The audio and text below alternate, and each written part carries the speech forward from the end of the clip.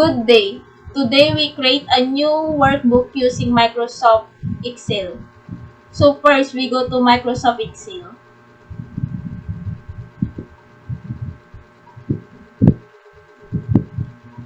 Column A, months.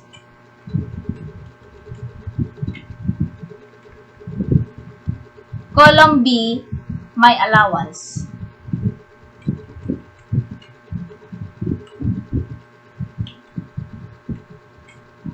So first, January.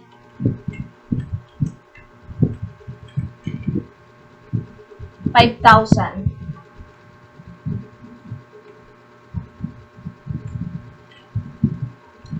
February.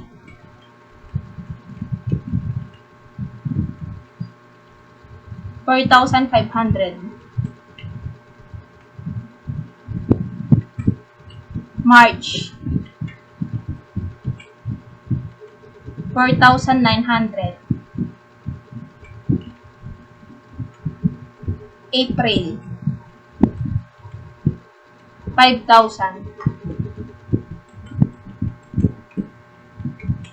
May. $4,800.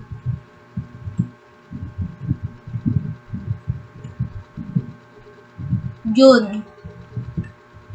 $6,000. July. August. $5,500. September.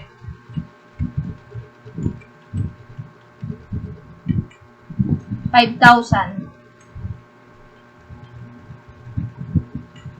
October. $4,900.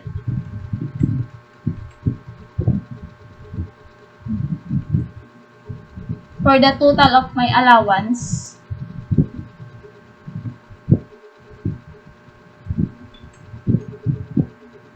$50,300.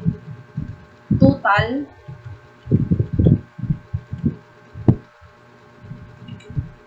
we subtract the total and allowance.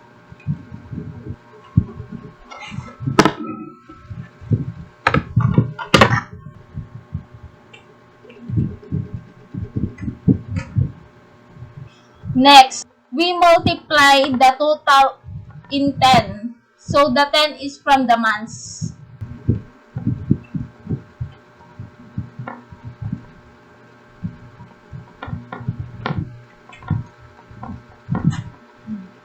Next, we divide the total in 10.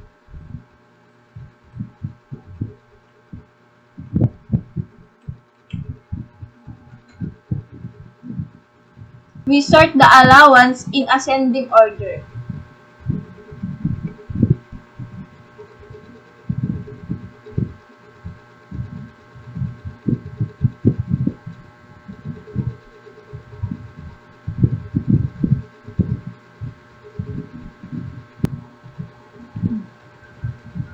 Next, we insert a table.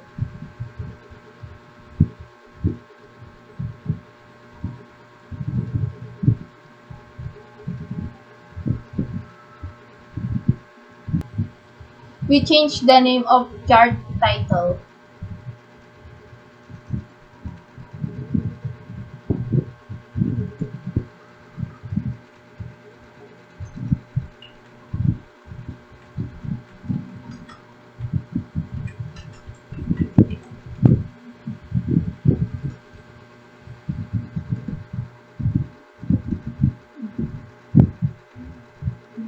That's all. Thank you.